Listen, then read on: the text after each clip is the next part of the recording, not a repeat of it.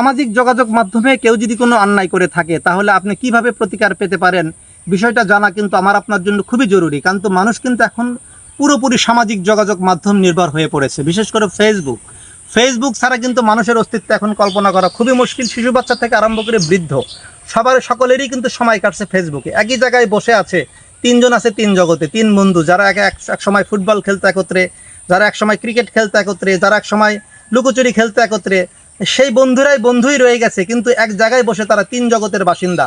কেউ চলছে আমেরিকায়, কেউ চলছে লন্ডনে, কেউ চলছে রাশিয়ায়, কেউ কারোর সাথে কথা বলে না, চুপচাপ যার যার মতো অনলাইন মাধ্যম ব্যবহার করে চলেছে, ফেসবুকে তারা ব্যস্ত। এই ফেসবুক মাধ্যমে যদি আপনি কোনো অন্যায় বা অপরাধের শিকার হন, বিশেষ করে মান সম্মানের কোনো বিষয় আপনার হয়ে দাঁড়ায়, অসম্মানজনক কোনো পরিস্থিতিতে পড়েন, তাহলে প্রথমেই যে কাজটা করবেন সেটা হলো স্ক্রিনশট। আপনি যে কথা বলুক না কেন, যেটা আপনার কাছে মনে হবে যে এটা ক্রাইম হচ্ছে, তাহলে কিন্তু আপনি অবশ্যই অতি দ্রুততার সাথে স্ক্রিনশট দিয়ে রেখে সেই বিষয়টা নিয়ে কিন্তু আপনি আদালতের দ্বারস্থ হতে পারেন এবং সাইবার অ্যাক্ট অনুযায়ী কিন্তু আপনি মামলা দায়ের করতে পারেন। সুতরাং সামাজিক যোগাযোগ মাধ্যম ইউটিউব, ফেসবুক, ইনস্টাগ্রাম থেকে আরম্ভ করে হোয়াটসঅ্যাপ, মেসেঞ্জার, ইমো, যে মাধ্যমে যে অপরাধী সংগঠিত হোক না কেন, বিশেষ করে অপরাধীরা কিন্তু এই মাধ্যম ব্যবহার করে অনেক সময় আর্থিক লেনদেন করে থাকে। ইদানিংকালে কিন্তু এই অনলাইন মাধ্যমে সেল করতে গিয়ে খুব বেশি লেনদেনের যে একটা হিস্ট্রি পাওয়া যাচ্ছে এবং মামলার পরিমাণও কিন্তু ওই পরিমাণ মানুষ আদালতের এবং পুলিশের দ্বারস্থ হচ্ছেন। বিশেষ করে সাইবার পুলিশের কাছে কিন্তু অসংখ্য অপরাধের অভিযোগ প্রতিনিয়ত হচ্ছে। এটাতে কিন্তু প্রমাণ হয় যে না, অপরাধের পরিমাণ এই মাধ্যমে আগের চেয়ে অনেক বেশি বেড়ে গেছে।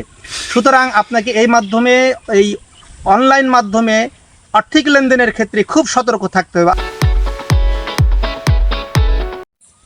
অসম্মানজনক কোনো পরিস্থিতিতে যদি সামাজিক যোগাযোগ মাধ্যমে আপনি পড়েই যান এবং সেখান থেকে মুক্তি, বিশেষ করে ইদানিংকালে কিন্তু এই যে মেয়েদের বা ছেলেদের বিভিন্ন ধরনের ছবি, ব্যক্তিগত ছবি শেয়ার করে কিন্তু অনেকে অপরাধ করে যাচ্ছেন। কয়েকদিন আগে আমার এক সাবেক ক্লায়েন্ট আমাকে ফোন দিয়েছিল, লেডি ক্লায়েন্ট, যে স্যার আমাকে আমার সাবেক হাজব্যান্ড আমাকে স্বামী স্ত্রী যে ব্যক্তিগত গোপন ছবি অনেক সময় থেকে যায়, এই ছবি অনলাইন মাধ্যমে ছড়িয়ে দিয়ে অলরেডি আমাকে অসম্মানজনক পরিস্থিতির মধ্যে ফেলেছে। আমার আত্মহত্যা করা ছাড়া কিন্তু আর কোনো বুদ্ধি নেই।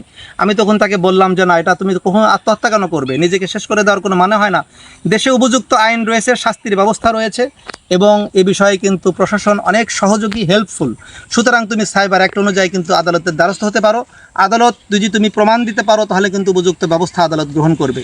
সে আমাকে বলল যে তার কাছে সবগুলোর স্ক্রিনশট এবং ভিডিওর ক্লিপগুলো রয়েছে এবং সে যে যাকে এটা শেয়ার করেছে সেটা প্রমাণ করার জন্য কিন্তু সে অলরেডি স্ক্রিনশট দিয়ে রেখেছে। হ্যাঁ, আপনিও যদি এরকম অবস্থার শিকার হন তাহলে অবশ্যই আপনার এই অসম্মানজনক, যিনি আপনাকে অসম্মানজনক অবস্থার তৈরি করছেন, অথবা আপনার ছবি দিয়ে ফেক আইডি তৈরি করেছেন, সেই লিঙ্ক স্ক্রিনশট দিয়ে রাখবেন, অথবা আপনার ছবি অন্য কারো মেসেঞ্জার বা হোয়াটসঅ্যাপ বা ইমোতে ছড়িয়ে দিচ্ছে, নাম্বার সহ স্ক্রিনশট দিয়ে রাখবেন। তাহলে কিন্তু অবশ্যই আপনি আদালতকে প্রমাণ করতে পারবেন যে হ্যাঁ, আপনার সাথে অন্যায়টা করা হয়েছে। এর জন্য কিন্তু সাইবার অ্যাক্ট অনুযায়ী আপনি আদালতের দ্বারস্থ হইতে পারেন। নিকটস্থ থানায় কিন্তু গিয়ে প্রথমে মামলা অভিযোগ দিতে হয় এবং সাইবার পুলিশের নিকট, এবং সেটা কিন্তু আদালত পর্যন্ত গিয়ে গড়ালে আপনি কিন্তু প্রমাণ করতে পারবেন যে আপনার বিরুদ্ধে সে অন্যায়টা করা হয়েছে এবং আপনি কিন্তু উপযুক্ত প্রতিকার পাবেন। সুতরাং এই সমস্ত বিষয়, বিশেষ করে মেয়েদের সাথে যখন এই বিষয়গুলো ঘটে যায়, তখন যিনি ঘটাবেন তিনিও সাবধান থাকবেন। কারণ হলো যে এখন যে স্ক্রিনশট দেওয়া যায়, এই বিষয়ে যে মামলা হয়, এটা তো শুনলেনই। সুতরাং কেউ কারোর সাথে কথা বলার ক্ষেত্রে খুব সাবধানতা অবলম্বন করবেন। কোনো আজে বাজে বা অন্য কোনো অসম্মানজনক পরিস্থিতি তৈরি করে এরকম সামাজিক যোগাযোগ মাধ্যমে এরকম কোনো সম্পর্ক করবেনই না, তাহলে কিন্তু জীবনটা বরবাদ হয়ে যাবে।